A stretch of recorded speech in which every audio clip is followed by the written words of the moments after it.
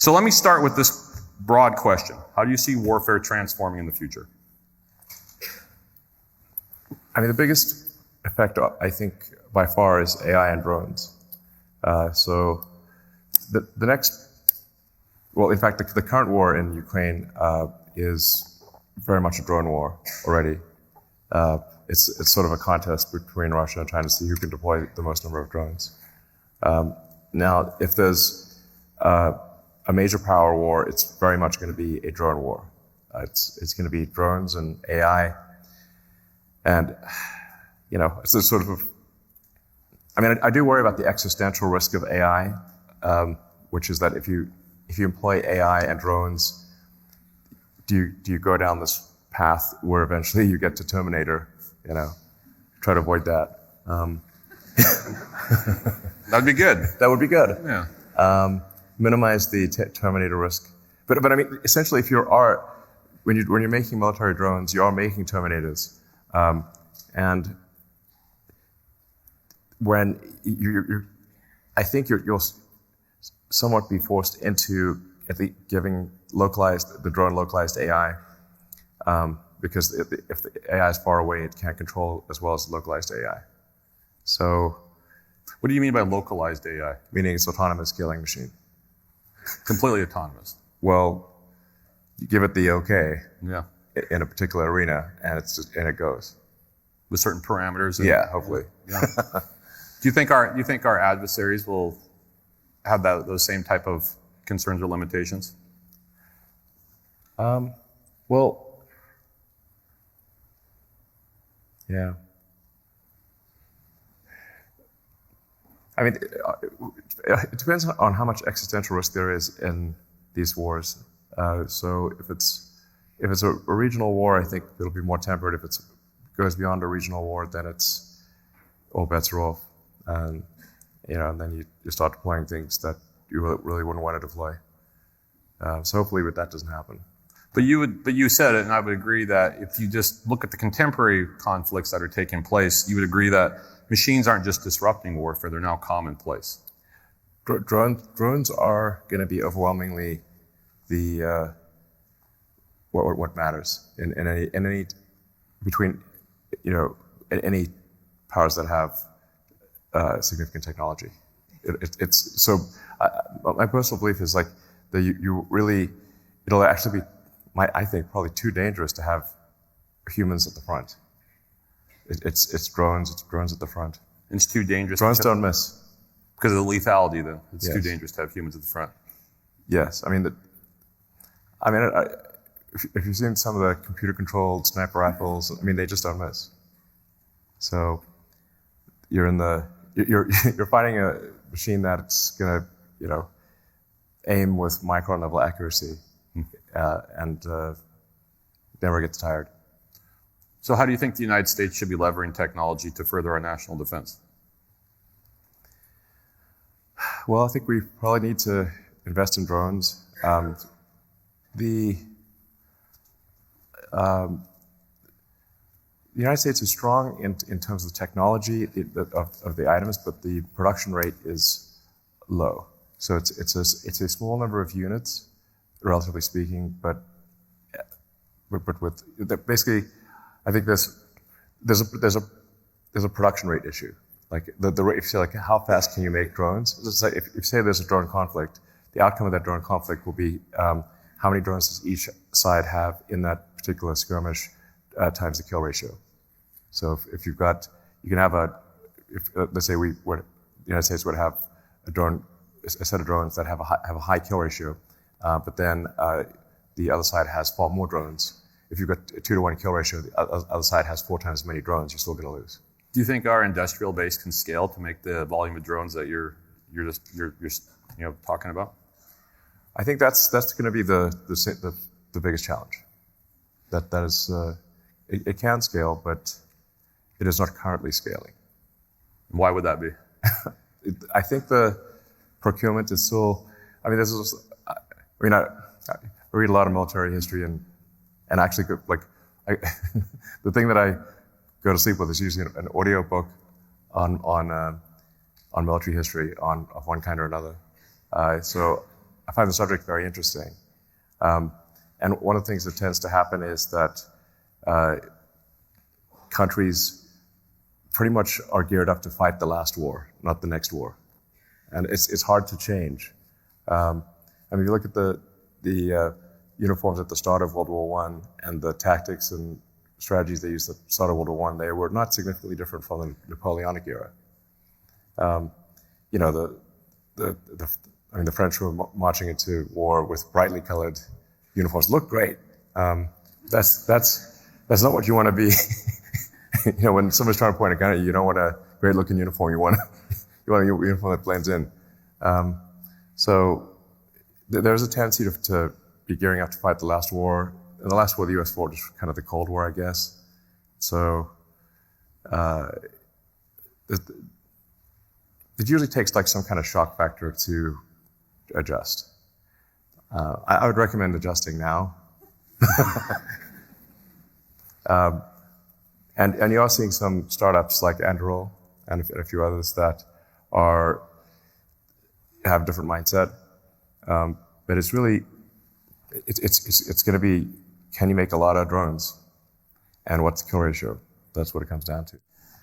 So there was recently a report that said that President Zelensky said by February 2025 there'll be 1 million drones produced by the Ukrainians. So it seems like it's doable, and this might be a process question. And we'll talk about process in a second. But as you were just talking, I was thinking about it, and you said that you can't have humans at the front. And so you haven't created a company that's solved aging yet, have you?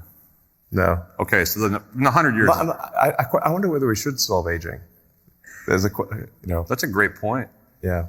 I'd like to wrap it up sometimes, right? Well, it's like, yeah.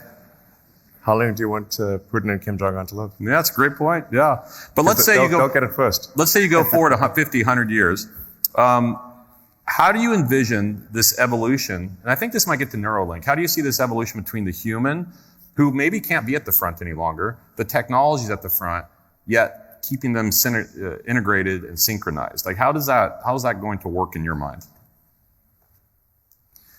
I mean, so communications is essential. It is actually very important to have space-based communications that cannot be intercepted, which is Starlink. What Starlink offers. Starlink is the backbone of the Ukrainian military communication system because it can't be blocked by the Russians. Essentially, it's the only thing that can't be. So on the front lines, all the fiber connections are cut, the cell towers are blown up, and the geostationary satellite links are jammed. The only thing that isn't jammed is Starlink. So it's the only thing. And then GPS is also jammed. The GPS signal is very faint, but Starlink can offer location capability as well. So it is a strategic advantage that's very significant. And when you're trying to communicate with the drones need to, basically, they need to know where they are, and they need to receive instructions. So if you don't have communications and positioning, then the drones don't work. So now, that's quite important. It's essential. But you find it important that there's still that communication between the human and the machine or the drone. Yeah. Yes. And there's like, it's a different question of like, where are things like right now versus where will things be in 10 years? And I have to say, I do look at the future with some trepidation. I have to have some deliberate suspension of disbelief to sleep sometimes, because I think we're headed into a pretty wild future. And I'm naturally an optimistic person. So, but AI is going to be so good, including localized AI. I mean, at the current rates, you'll have, something that's sort of rock level AI, probably that can be run on a drone. And so you could literally say,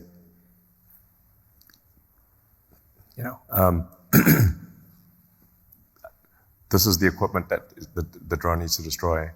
Go into that thing, it'll recognize what equipment needs to be destroyed and take it out. It's a lot of your work with Neuralink, though, is because what you're saying is that AI is going to quickly surpass at least in your estimation, the human's ability to control it? Yeah. Okay. I mean, I'd like to say no, but the answer is yes. So first off, how long until you think that happens? Before that, the AI has evolved to the point where, the AIs can start working together, even relying on computers, like in a dehobbled way, and therefore surpasses the ability for the human to be able to influence how it's working. I think humans will be able to influence how it's working for a long time. This is an esoteric subject that really goes into pretty wild speculation. I think to some degree that the AIs, I think, will want humans as a source of will. So if you think of how the human mind works, there's the limbic system and the cortex, your kind of base instincts and the sort of thinking and planning part of your brain. But you also have a tertiary layer already, which is all of the electronics that you use, your phones, computers, applications. So you already sort of have 3 layers of intelligence. But all of those, the cortex and the machine intelligence, your sort of cybernetic third layer, is trying to make the limbic system happy, because the limbic system is a source of will. So there's some, it might be that the AIs just want to make the humans happy. And part of what Neuralink's trying to do is improve the communication bandwidth between the cortex and the digital tertiary layer. Because our output bandwidth of a human is less than 1 bit per second per day. And there's 86,400 seconds in a day. You don't output 86,400 tokens. So, it's like the number of words that I can say at this forum. If you say, just look at it from an information theory standpoint, how much information am I able to convey? Not that much, because I can only say a few number of words. And in order to convey an idea, I have to take a concept in my head, I have to compress it down to a small number of words, try to aspirationally model how you would decompress those words into concepts in your own mind. That's communication. So your brain is doing a lot of compression, decompression, and then has a very small output bandwidth. Neuralink can increase that bandwidth by several orders of magnitude. And also, you don't have to spend as much time compressing thoughts into a small number of words. You can do conceptual telepathy. That is the idea behind Neuralink. It is intended to be a mitigation against AI existential risk. You talk about alignment. Can you Yeah. explain what you mean by alignment to help everyone understand? Yeah, just is AI going to do things that make civilization better, make people happy, or will it be contrary to humanity? Will it foster humanity or not? Will be against humanity? So obviously we want an AI that will foster humanity. I think in developing an AI to foster humanity, because I've thought about AI safety for a long time, I think I've had probably 1,000 hours of discussion about this. And my ultimate conclusion is that the best course for AI safety is to have an AI that is maximally truth-seeking and also curious. And if you have both of those things, I think it will naturally foster humanity, because it will want to see how humanity develops. Humanity is more interesting than not humanity. I like Mars. I'm a big fan of Mars, obviously. And I think we should become a multi-planet civilization. That's very important. The purpose of SpaceX is to make life multi-planetary. That's the reason I created the company, and that's the reason that we have the Starship development in South Texas. That rocket is far too big for just satellites. It's intended to establish life on Mars, not just send astronauts there briefly, but to build a city on Mars. And that's ultimately self-sustaining. But getting back to AI, if you've got a truth-seeking AI that is maximally curious, my neural net, my biological neural net, says that that's going to be the safest outcome.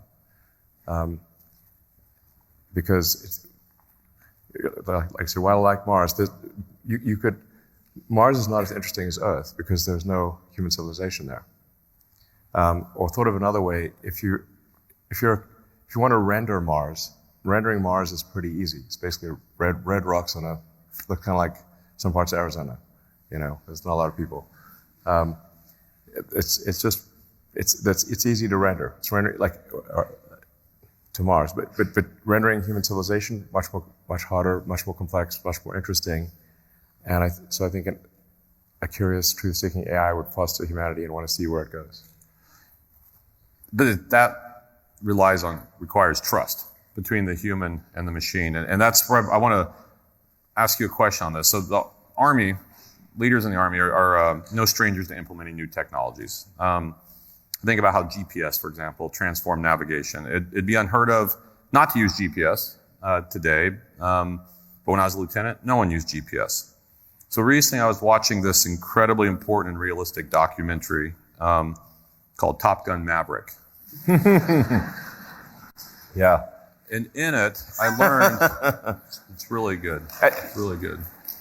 I mean, if you don't want to think about the plot too closely, but it's a great movie. It's a fantastic movie. I learned that Tom Cruise is actually not an actor. He's like a pilot, apparently. But he taught me something really important in it. He says it's about the pilot, not the plane. And that's right before he defeats a fifth-generation fighter with a 1970s built F-14, right? Yeah. Yeah. So, I mean, you should just go with the biplane. Yeah, there you go. Tom Cruise could do it. Soft with camel. But in it, it's a bit of a cynicism or a cynical view of the need for technology. It's like, hey, technology is superfluous. Humans can do it, but we know that's not the case. No. I don't question Tom Cruise, Elon. I don't ever question Tom Cruise. No, I'm just kidding. I guess. But I guess the question is, how do we get humans to be able to trust the machines? Because there is a lot of stories. For example, we just recently had a conversation where Apache pilots were given new technology, and they were like, "We're not going to use it because we don't really trust it." And so they didn't use it. And so when new technology is implemented, we have to be able to trust it, especially if it's going to be the difference maker to win. So how do we do that? How do we build the trust between the human and the machine? Well, I think we shouldn't just automatically trust these things. I think you want to test it out. You do a lot of testing and see how it actually works in a conflict at small scale, and then scale it up if it's effective. Yeah, I mean, I have to say, I'm not sure, for example, that there is fortunately this is not an Air Force gathering, but I'm not sure there's a lot of opportunity for fighter pilots. Because I think if you've got a drone swarm coming at you, the pilot's a liability in the fighter plane, to be honest. So, if you say you compare a drone versus a fighter plane, how easy is it to make a drone? It's an order of magnitude, maybe 100, at least 10, maybe 100 times easier to make the drone, and you can afford to sacrifice the drones. Whereas the pilots, you don't want to sacrifice the pilots. So my guess is that actually the age of human-piloted fighter aircraft is coming to an end. If that's the case, then there's a question that is oftentimes debated in law and ethics debates about killer robots. Yes. And really, are these things that should we be willing to lean so forward with the technology that we start to supplant the human pilot with the technology, and where does that go? And so what are your thoughts as we talk about technology replacing humans on the battlefield? Well, I guess what I'm saying is that at the front of the battle lines, it's going to be just drones. And any humans caught in the crossfire are going to will be killed instantly. So then it's irrelevant. It's just going to be the way military operations take place. There isn't going to be, if you make the choice to be there, then you're at a significant disadvantage. Yeah. I mean, I think it's just think like you've got drones that are constantly scanning. They're scanning in infrared, scanning invisible. There's thousands of them, or tens of thousands. You mentioned 1 million that Ukraine's going to make. You got 1 million drones coming at you. Yeah. Do you want to be there with trying to take out drones with an assault rifle? It's like not going to be a good situation. I mean, I think that there is something where if you go fully analog, where if you can do sort of an EMI, like electromagnetic explosion of some kind that could take out all electronics, but then your electronics are going to go too. So you're going to go either fully analog or fully digital. So I think that there actually would be a role for a fighter plane if it was fully analog and had mechanical controls. Because then you could do an EMF blast, take out the drones, and the analog. I mean, that could be another Tom Cruise movie, maybe. I don't know. He just goes in a fully analog aircraft, and all the drones fall out of the sky because of an EMF bomb. How do you reply to those in, say, industry that would say, we don't want to contribute to the development of technology that could be used by the Department of Defense? Like basically, we need to build trust with the industrial base and with society. Right. Maybe it's something we're doing. How do we do that? Well, I'm very pro-military, so to be clear. It's good. Your audience will like that. Yes.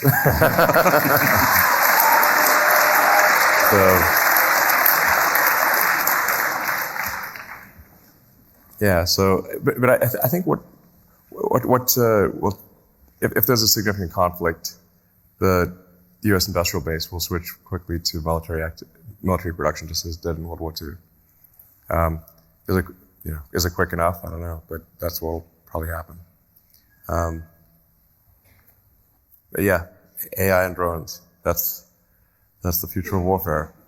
And I mean, tell me if I'm missing something here. But where do you see the domain of space? Space, space is, space is the ultimate high ground. So it really goes, space is big, real big. It's like, whoa. If you ever see like Earth to scale with the sun, and it's like, wow, we're just like a tiny little dust mote, floating around space. That's Earth. But space is becoming increasingly militarized. And so how do you see that, especially as it relates to land warfare? Like, what's your thoughts on the space domain as it relates to land warfare, and what are things that we should be doing to start to gain those advantages that are necessary? Yeah. Well, I mentioned the space-based communications is critical. Like, if you can't communicate, you don't know what's going on, you can't receive orders, you can't report information, and whether it's a human or a drone, they need communication. So you've got to have communications, any ground-based communications like fiber optic cables, and cell phone towers will be destroyed. So it's basically all you've got are basically analog radios, but for any kind of data communications, it's space-based. And then, while GPS has been effective for a long time, GPS jamming at this point is pretty easy, because the GPS signal it's a weak signal, so it's easy to do GPS jamming. So having sort of a next generation system that can provide positioning is going to be very important. Space can also probably offer, the ultimate weapons, where you just have, tungsten cannonballs from orbit. How about offensive weapons in space? Do you see those? That's what I mean by rods from God. Yeah. So if you have they talked about this in the Star Wars program in the 80s, but this is certainly something that can be done, which is you have just kinetic weapons from space or space-based lasers. Starlink system technically does have lasers, but they're low-power lasers. for now. Yeah. Processes are only as good as those who lead it. And so what are the traits you look for in those who lead your various businesses and enterprises? Well, I'm very much in technology. So for me, if somebody is going to lead something in technology, they must themselves be good at technology. Meaning that if they're going to lead something that involves complex engineering, they must themselves be good at engineering. They don't necessarily need to be the best engineer on the team, but they need to be very competent in their field. So this is incredibly important. To me, if somebody is leading a given engineering field or engineering department and they are not good at that, then that would be like a cavalry captain who can't ride a horse. Problem. Great leader in every way, except can't ride a horse. And then you got to charge into battle, and the cavalry captain falls off the horse. It's not inspiring. So, cavalry captain must be able to ride a horse. That's actually, they don't need to be the best horse rider, but they must be competent in this regard. Otherwise, they cannot evaluate the talent of the team, and they don't understand the technology that's being developed. This may seem like a simple thing, but it is often the case that this is overlooked. I don't want to pick on the CEO of Boeing, but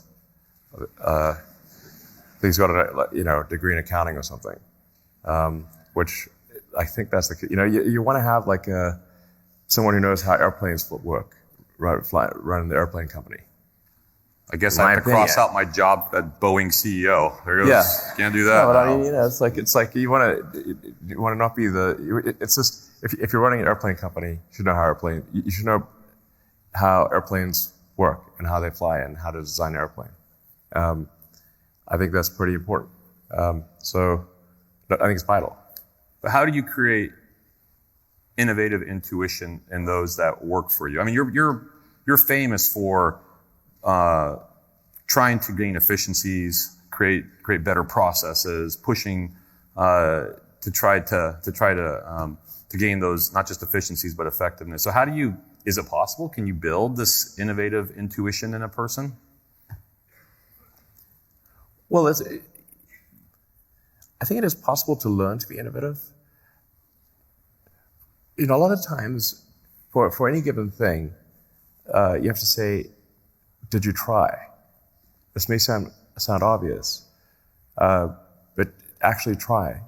Like if somebody might wonder, well, can I be innovative? Well, have you tried? Just try thinking of interesting ideas. I do find a good source of innovation is if you read about a whole bunch of fields, you can cross-fertilize ideas from one field into another. And so you can synthesize. So you take, say, SpaceX and Tesla. The automotive industry is very good at manufacturing. In terms of manufacturing complex machines at volume, the automotive industry is the best. Now, the rocket industry, space industry, is very good at advanced materials and making things very light. And so taking advanced materials and mass optimization concepts from the space industry, applying it to automotive, and taking automotive mass manufacturing techniques and applying it to space was kind of like a superpower. But that's interesting, because when you think about it, when you're talking about innovating, though, and you said people can try, that means you have to be willing to let them fail. Yes. And so where do you draw the line between recklessness and being overly cautious? No, if you're not failing at least some of the time, you're not trying hard enough. You have to fail some of the time. It's more like a batting average. Somebody should have a good batting average, but nobody bats 1,000. But if somebody bats 0 all the time, okay, you've got to take them off. So I think I do have this sort of very simple first principles algorithm that I think could be quite helpful. And I sort of say it as a mantra to myself because I've made this mistake so many times. So the first element is for any given thing, make the requirements less dumb. So whatever problem you solve, make the requirements less dumb. And whoever gave you those requirements, even if they are the smartest person in the world, they're still dumb. So if say this is where say military procurement it goes wrong right at the outset with excess requirements. So you'll get sort of this giant document of requirements that actually should be like one page. So step one, make the requirements simplify and just make the requirements less dumb. Because if you don't do that as the first step, then you can get the right answer, but to the wrong question. If the question's wrong, it doesn't matter. So then the step two is delete the part or process step. Delete. And if you're not putting in, if you're not adding back 10% of what you deleted, you haven't deleted enough. Again, the stuff sounds, I think, maybe very obvious, but it's very effective. But it goes to the ideas like if some of the ideas that you're doing don't fail, you're not trying hard enough. And then only the third step is to optimize the thing. And if I say like, what's one of the mistakes that I see smart people making all the time, especially smart engineers, is optimizing a thing that should not exist. Sounds obvious. Like you could try to let's have the world's best biplane, cloth biplane. I'm like, well, actually, no, we should have jet airplanes instead, So we should not optimize a thing that should not exist. And then step 4 is go faster. Again, this sounds really obvious, but people just don't. Try going faster. And the first step would be to automate something. But only automate it once you've done those other 4 things. Now, the reason I have this mantra is because I've personally, many times, automated something, sped it up, optimized it, and then deleted it. And I'm like, wait, I'm tired of going backwards here. Yeah. So if you run that simple algorithm in many arenas of life, you will be shocked at how effective it is. So shockingly, we are already running out of time. So let me ask you this. If you could choose one attribute, just one attribute, that would be critical for our future officers to have to be successful, what would it be? Curiosity. As long as you're not a cat.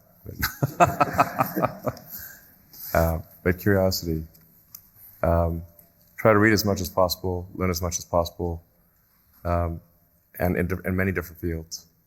And apply critical thinking to anything that you're told. Thank you. So I'd like to say on behalf of Lieutenant General Gillen and the entire Academy, we're really thankful that you're here. We're really thankful you took the time to help us celebrate the excellence of the faculty and the cadets, and really sharing some wisdom with us, because we're really thinking about what do we need to do to be successful, because we have a very important mission, which is a no-fail mission, which is we have to fight and win, and we're laser focused on that. Yeah. Well, I mean, in my view, or I think probably a lot of people's views, America is like Atlas holding up the free world, and you are the arms of Atlas.